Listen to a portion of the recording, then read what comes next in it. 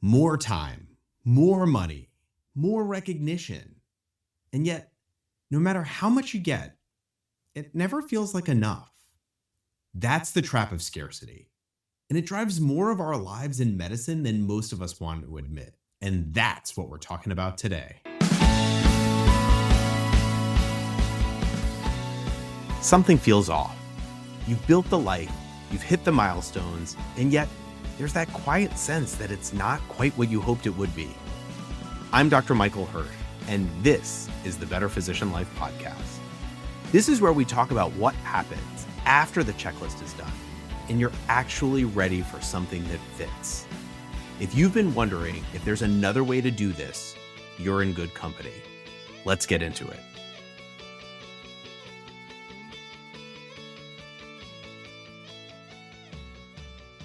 Well, hey everyone, and welcome back to Better Physician Life.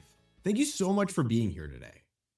So, what if the biggest lie we've been sold in medicine is this? There's not enough. Not enough time, not enough money, not enough recognition, and somehow, never enough for you. Scarcity shows up everywhere for physicians. Not as some abstract concept, but in the daily grind, the pressure we carry, and the weight that never seems to let up. It comes up all the time. Every year around Thanksgiving, I find myself reflecting not just on gratitude, but on this deeper question of enoughness. Like, how much is enough? And what happens when we believe the answer is always not yet? There's this quote from Michael Beckwith that has really stuck with me over the years. He says, "There's a lie that acts like a virus within the mind of humanity, that there's not enough good to go around. There's lack and limitation and just not enough. The truth is, there is more than enough good to go around." It's a really powerful quote. And that one line, a lie that acts like a virus, it's pretty striking because that's exactly what scarcity does. It gets into your head and runs in the background until you hardly notice it's there. And if you've been in medicine long enough, you know it's not just a passing thought. Scarcity can feel like the air we breathe. From day one as a pre-med, the message was hammered in. There are only so many seats. There are only so many honors. There's only so much room at the top. And years later, after training, after the job, after the partnership or the leadership title, the script really hasn't changed all that much. Now it sounds like, will there be enough patients if the hospital hires someone new? Will my RVUs hold up this year? Am I keeping pace with my colleagues financially? What if I'm falling behind? And here's the thing. That scarcity, it doesn't just stay at the hospital. It follows us home. Suddenly, it's not just about RVUs or promotions. It's about your neighbor's new kitchen, your colleague's early retirement, or even your own vacation slipping away too fast. It's not just comparison. It's this constant hum of anxiety. And those thoughts aren't harmless. For me, scarcity poured gasoline on my burnout, especially around money and time. Money scarcity showed up in my RVU. Every single quarter, it felt like I was in a race I couldn't afford to lose. Compensation tied to volume and financial independence always just out of reach. The pressure to provide was relentless. And no matter how much I earned, the story in my head was always the same. It's not enough. It's not enough. I need to be doing more. It's not enough. Now, financial scarcity is one thing, but time scarcity, that one runs even deeper for me. The belief that there's never enough time is still one of my biggest struggles. Always racing the clock, feeling overwhelmed, thinking, I don't have the bandwidth for this. Even when on paper, I'm doing fine. It just never feels fine. The schedule always looks too full. The inbox always feels too heavy. The days are too short. And the cost of that thinking was obvious. I can't be fully present. Not with my patients, not with my family, not even with myself. Now, looking back, I can see how scarcity pushed me into directions I never meant to go. The endless hustle, taking extra shifts, stacking leadership roles, padding the CV, chasing financial milestones. It all looked like ambition. But underneath, most of it was just anxiety in disguise. And here's the kicker: medicine rewards it. The scarcity driven hustle gets praised. You're the hard worker, the reliable one, always available, never turns down an opportunity, always willing to serve on another committee, quick to pick up the slack. It looks so good on the outside, like dedication and leadership, like being a team player. Those are the traits that built our careers. But over time, that same hustle stops being a choice and starts feeling like a cage. The recognition fades, but the demands don't. And suddenly, you realize the very behaviors that earned you respect are the same ones pulling you away from your family, your health, and even the joy you once felt in the work itself. And I've often asked myself, if scarcity gives you the adrenaline to keep hustling, what does it take away? And for me, it took my peace. It took the chance to be truly present with my kids instead of half distracted. It turned evenings with my wife into nothing but logistics, bills and schedules and kid activities, instead of real connection. And it took the joy I used to feel in the work itself. That's the hidden cost. Scarcity will keep you grinding, but it'll quietly strip away the very things you're grinding for. The first time I really saw scarcity for what it wasn't in a textbook. It wasn't in a lecture. It was through physician coaching. Until then, I thought not enough was just a reality. I never considered it might be a belief I could actually question. But once I started noticing it, I saw it everywhere. Like saving that special bottle of wine for some perfect occasion that never actually arrived, or hanging on to stuff in my closet just in case, or counting how many conferences I'd been invited to, how many committees I sat on, how many circles I was in, like it was some scoreboard. And maybe that's why Thanksgiving always pulls me back into this question of enoughness. Not just food on the table, but enough connection, enough time, enough presence. Scarcity convinces us that if we don't grab our piece now, we'll be left behind. Like if you don't say yes to the extra shift or the leadership role, the opportunity might never come again. But here's the thing. Most of the time, the world is way more generous than scarcity would have you believe. And it's not just about money or time. Scarcity also creeps into how we think about belonging. If time, money, and status feel scarce, then connection must be scarce too. Respect must be scarce. Acceptance must be scarce. And that's where it gets dangerous. Because it tempts us to shrink back, to keep the mask on, to avoid being vulnerable, say no to the dinner invite or to the phone call, to the chance to let someone really know us. And that's how we end up alone in a crowd, surrounded by people, but not truly connected.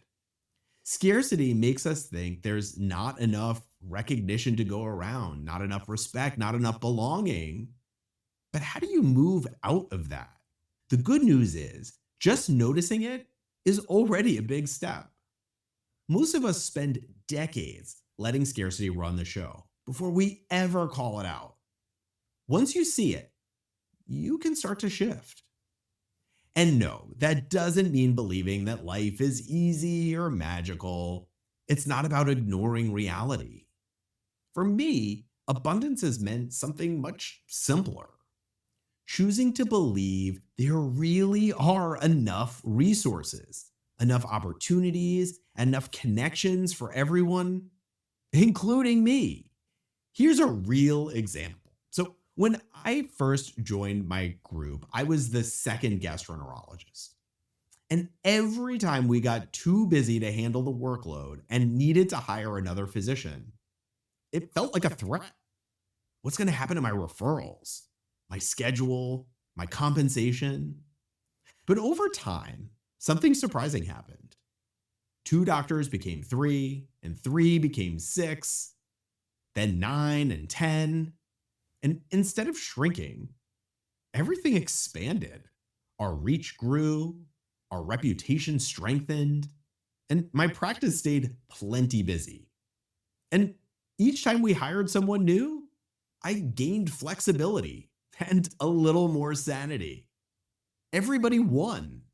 The group, the hospital, and most importantly, the patients who finally had shorter wait times and better access.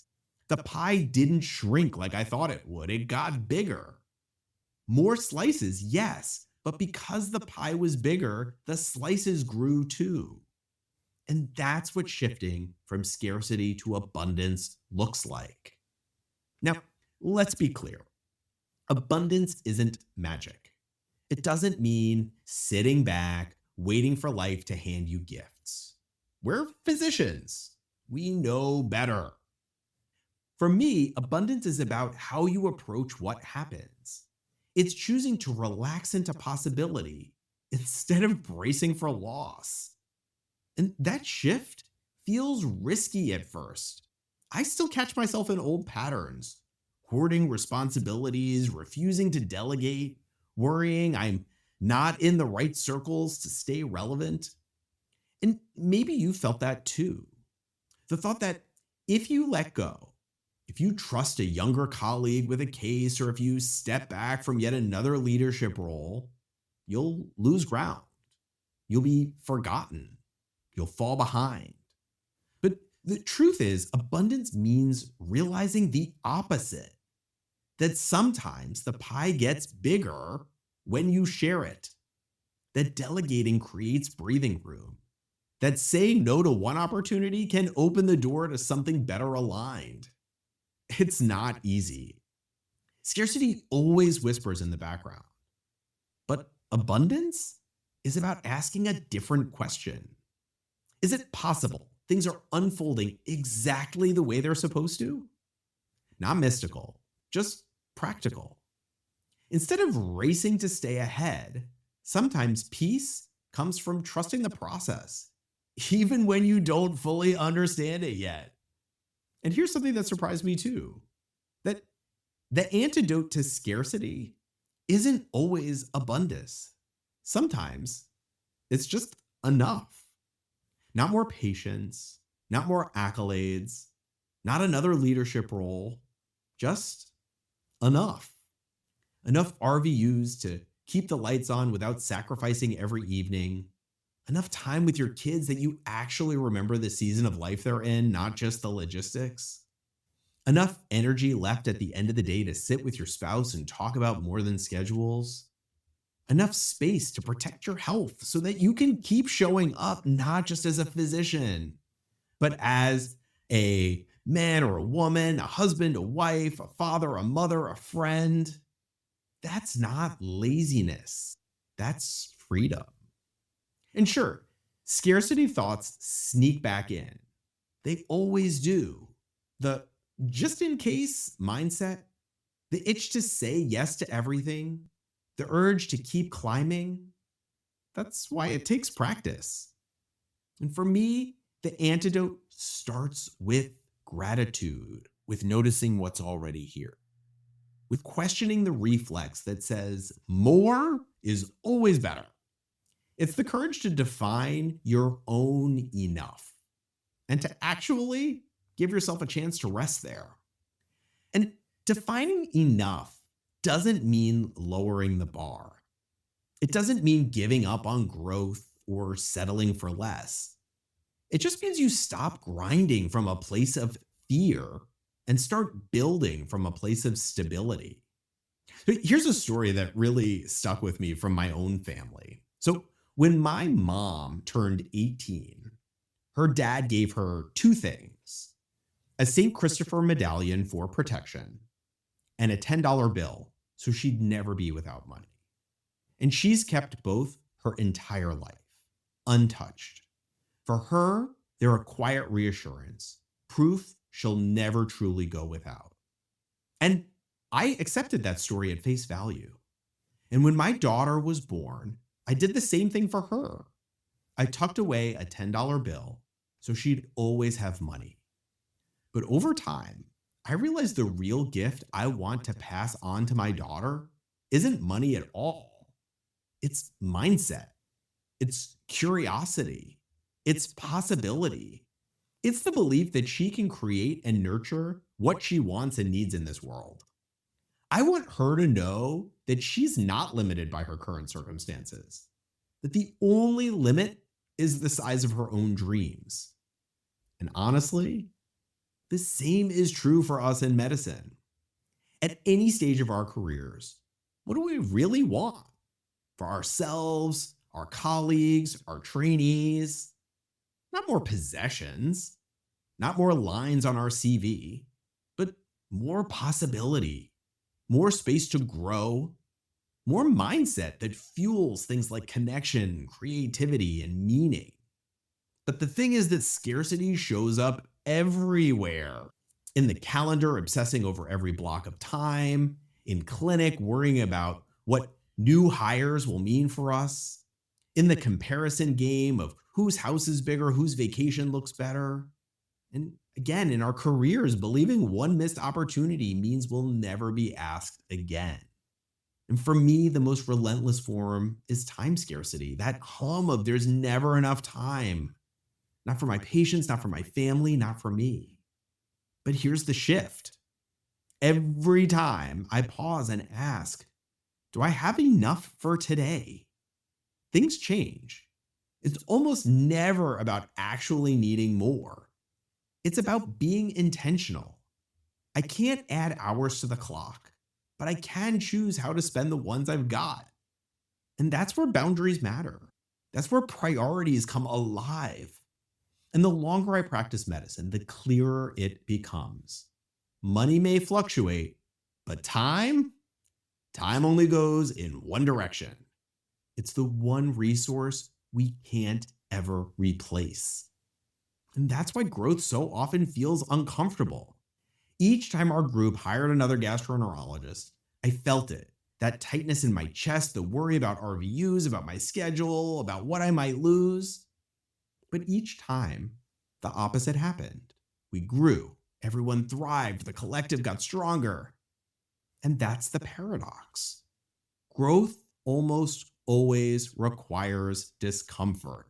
It shows up in delegating when you'd rather keep control, in saying no to another leadership role so you can say yes to your health or your family, in trusting that a younger colleague can step up without you needing to hover, in realizing that you don't have to be in every room or on every committee to still matter. Those moments sting a little because they brush against the scarcity script we've been carrying for decades. But they're also the moments that free us. That's when abundance looks like in real life. Not magical thinking, not unlimited ease, but the courage to trade the discomfort of scarcity for the discomfort of growth. And that's how we find the time that we need. And sometimes it's not even about growth at all. Sometimes it's about detours. A couple of Thanksgivings ago, we were headed to New York to visit family. Bags packed, family anxiously awaiting our arrival. And the night before, my son got sick. Again.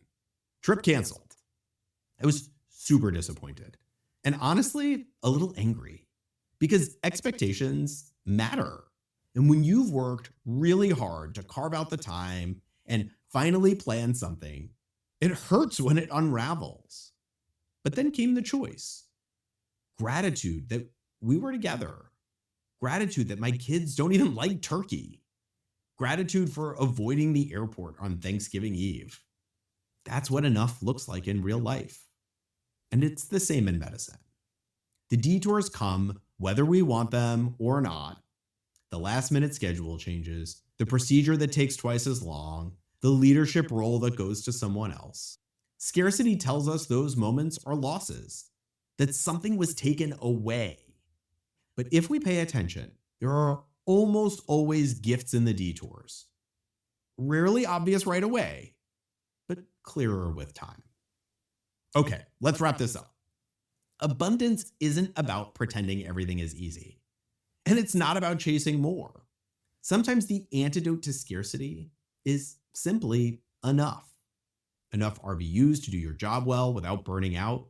Enough time with your kids that you remember more than their sports schedules and homework assignments. Enough energy to sit with your spouse at the end of the day and actually connect.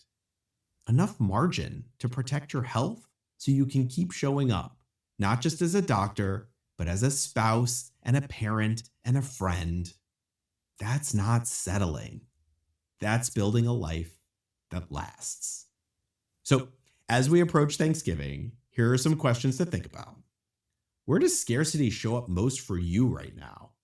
Time, money, recognition, belonging? When you feel the push for more, could you pause and ask, do I already have enough? If the answer is yes, could you let that be enough?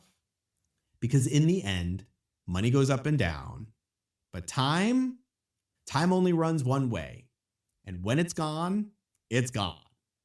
The real question is, when you look back, what do you want to remember? Another quarter's worth of numbers, or the life you actually lived? And if you're like me, you've spent years planning your career, but not much time planning your life. So I did design a free guide called Design Your Life, a goal-setting guide for physicians. It's a simple worksheet that helps you think through the bigger picture. What you want your career, your relationships, and your life to look like 5, 10, even 25 years from now. Because you can't create the future if you don't start planning it today. You can download it at betterphysicianlife.com/design-your-life. I'll make sure that's included in the show notes. Thank you so much for being here with me today. Take care of yourself. I'll see you next time on Better Physician Life. Thanks for listening to the Better Physician Life podcast. If you want to learn more, check out my website, www.betterphysicianlife.com. And if something in this episode sparked something in you, don't let it end here. Subscribe to the show and leave a review. It really does help. And maybe send this episode to a colleague who seems to be carrying more than they're letting on. This isn't just a podcast. It's a space for real change, and your voice helps amplify it. Take care, and I'll catch you on the next episode of Better Physician Life. This podcast is here to stir the part of you that knows there's more out there and wants to go find it. It's a space to think differently, not diagnose, treat, or prescribe. Listen with your gut, then talk to the people and professionals who know you the best.